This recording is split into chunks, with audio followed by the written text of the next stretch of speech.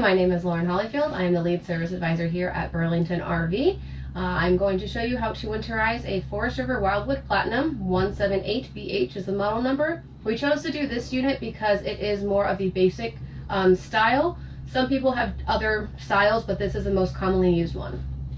If you guys do have any questions, please don't leave them in the comment section as we do not follow that feed.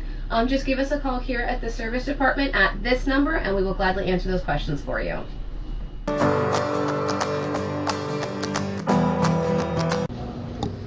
Alright, so step one of our winterization process is you want to go ahead and find your low point drains.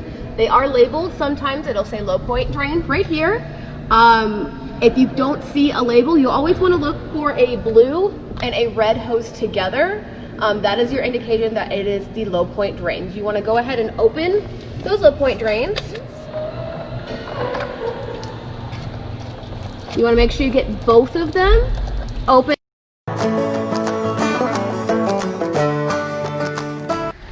Step two is you want to make sure that you have your anno rod or your plug pulled from your water heater and that you remove any water filters that you guys have.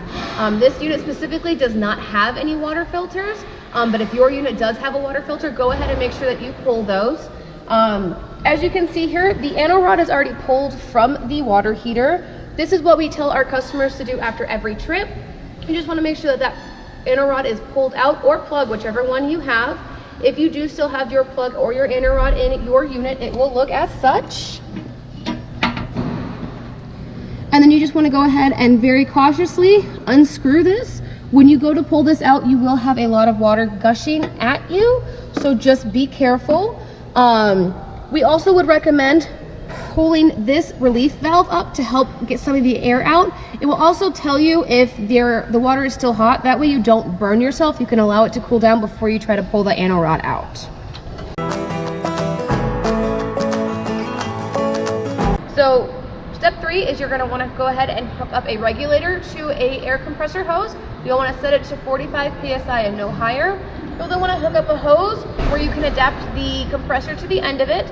As you can see, this is something that one of our technicians have created, but we do sell similar stuff in our stores. And you want to make sure that you connect it to the city water, and I will go ahead and demonstrate what happens.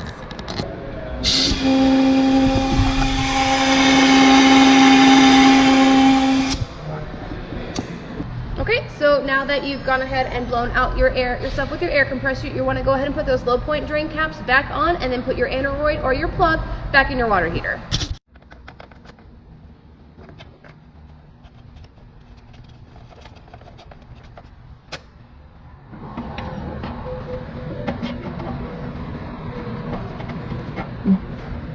Alright, now that we have everything capped, you want to go ahead and put your air hose compressor back on to your city water connection, still at 45 psi. If you go any higher, you are going to damage some of your water lines or other components inside your unit.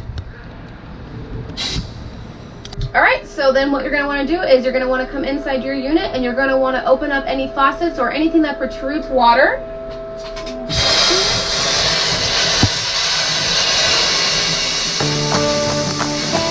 All right, then we'll move on to the next one.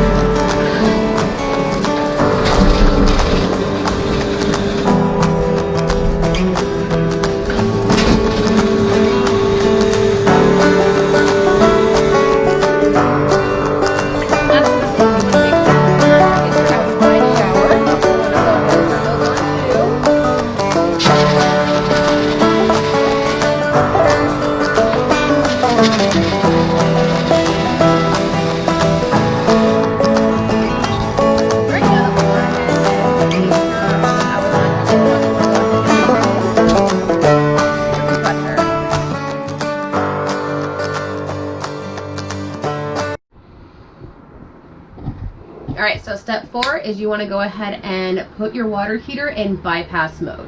The easiest way to find your water heater is wherever your water heater is on the outside, so where you put your plug in or your anno rod. Directly on the inside there is going to be a panel. Some of them are under bunks, some of them are under kitchen sinks, as you can see in this one. You'll want to remove those panels. Those panels are normally just secured with a screw, or they have screws in the corner. You'll just want to use a square bit, or sometimes they are Phillips, to unscrew that and pull it out. As you can see, we do have ours located underneath the kitchen sink. This system specifically has a 2-system valve, where you can see one valve here and then one valve down here. So what this does is the cold water comes in and then it comes out, and it is now hot water. We want to bypass that. We don't want these valves to be open to allow water to go in. So you'll want to turn the valve so that it is now running parallel with your water lines. You'll want to do for the same for the hot and for the cold. They are tricky to get to sometimes. So now the water is going to run here. It's going to run back through this tube and then out through your hot line. All right, so this is what a 3-valve system looks like.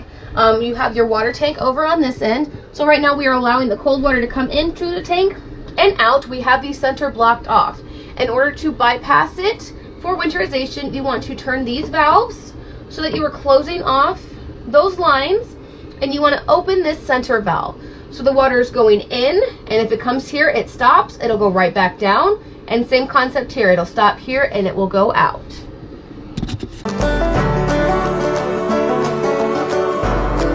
All right, so step 5 is going to be to locate your water pump. We got lucky and it was right next to our water heater. However, if you guys don't know where it is, rule of thumb is to go ahead and just hit that water pump button. You will hear it. Once you hear it, sometimes it is behind a panel, sometimes it's under a bed. You'll just want to do the same thing that you do with your water heater. Take that panel off and you'll want to go ahead and find it. Okay, so as you can see, back here is where our water pump is. Right now, the water pump is taking water from your freshwater tank. We don't want to take fresh or water from your freshwater tank anymore, so we want to go ahead and turn that so that it is bypassed, and it is now going to come out to this hose, and this is where we are going to put this end into a jug of RV antifreeze.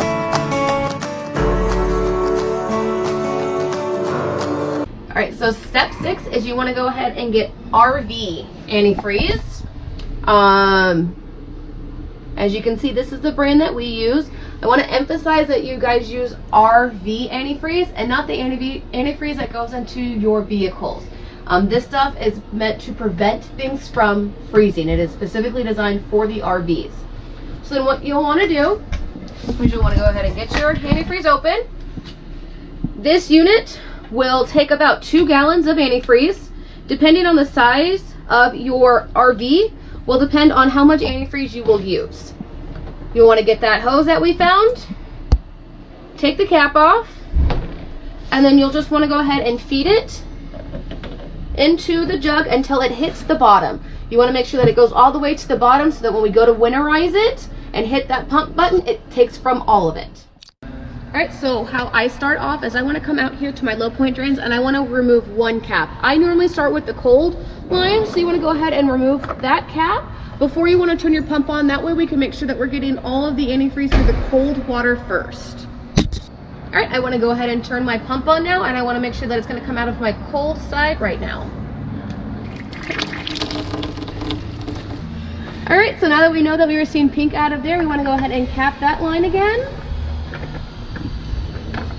Okay, so now that we've turned our pump back on, we want to go ahead and open up all of our faucets on the cold side.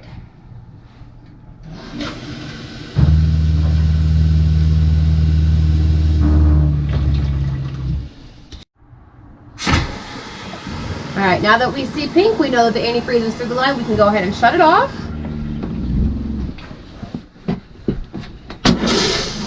We see pink. We want to make sure that you leave a little bit in the bowl so that your seals do not dry up. We'll do our shower.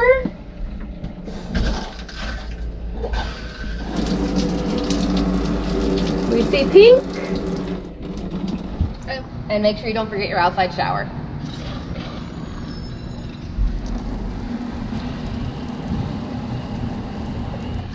now you want to go ahead and uncap your hot water line. All right, now that we have that cap off, we want to go ahead and turn our water pump on again. Okay, you're going to want to go ahead and put your cap back on your hot water line. All right, you're going to want to go ahead and turn your pump back on and then do everything on the hot side.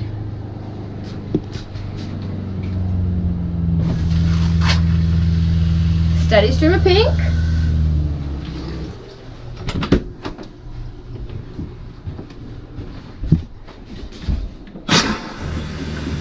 Steady stream of pink.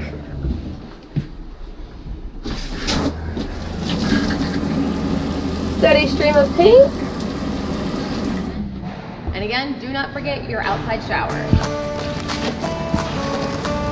Steady stream of pink. Now that we have seen pink come through the hot and the cold side of anything that protrudes water, you can go ahead and turn your water pump off now.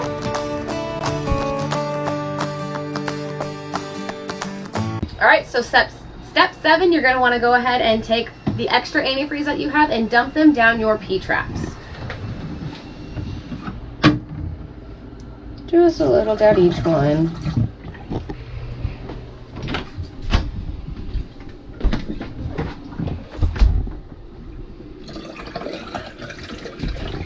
And then your shower.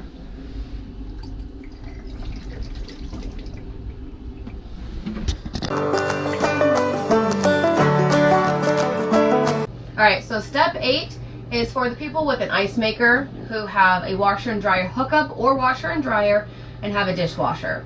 For an ice maker, you want to let your pump run with the refrigerator on for 24 hours. You want to make sure that that antifreeze is going through your lines for your ice maker and that you are no longer having normal ice. You want pink, icy, slushy cubes. If you have a washer and dryer, if you actually have the washer, you'll want to make sure that it goes through one cycle, no clothes in it, or they'll all turn pink. If you have just the hookups, there will be valves that you can go ahead and turn on and off for hot and cold to get those out, to get the antifreeze through it. You'll want to make sure that you have a bucket or something underneath those valves, so when you do open it, you're not getting antifreeze on your floor, you are catching it.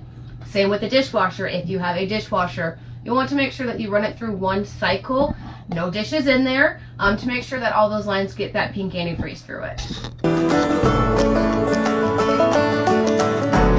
All right, so step number 9, you're going to want to go ahead and put some antifreeze in your black tank flush. As you can see, it does have a caution sign above it. This one is labeled, not all of them are, but they will have a caution sign above it.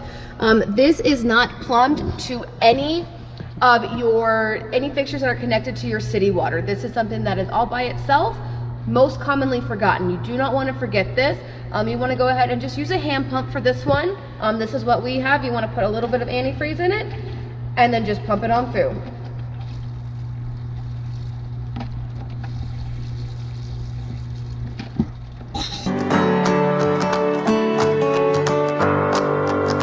All right, and that concludes our winterize video. A few tips that I just want to mention real quick. You guys always want to make sure that you're emptying your black and your gray tanks after every trip. Some people do like to put a little extra antifreeze down into the tanks. Obviously, when you open up your faucets and your shower, you do get some of the antifreeze that goes down into your gray tanks, and then same thing with your toilet. If you guys want to add more, you're more than welcome to. You guys can also add some chemical into your black tank if you would like, just so that it sits like that over the winter. This unit is the basic concept for every unit that's out there. Now, some of them may have Nautilus panels, some of them may have the 3-valve system, some of them may be a little different. If you guys have any questions, please call us here at the service counter, and we'll be glad to answer any of your questions. Thank you.